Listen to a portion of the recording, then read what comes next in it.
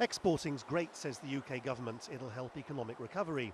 So when a company approached the Department for Business for an export licence for Syria at the start of last year, it was granted.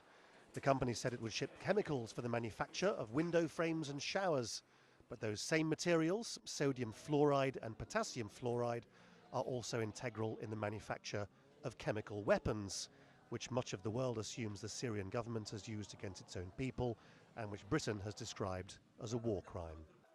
The get-out clause for the government appears to be that the shipment never actually went, and so at the moment nobody's suggesting that British chemicals have been used to gas Syrian children. But there's a bigger question, is whether the government here has learned the lesson of a decade ago about so-called dual-use materials. Dual use was the phrase on everyone's lips at the end of 2002 when United Nations inspectors were racing round Iraq.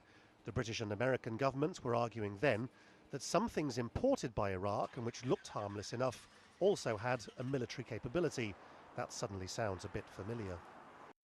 I expect there's a great deal of soul searching going on at the moment within Whitehall, within UKTI, and no doubt in discussions with the security services to find out exactly how these precursor chemicals slip through the net.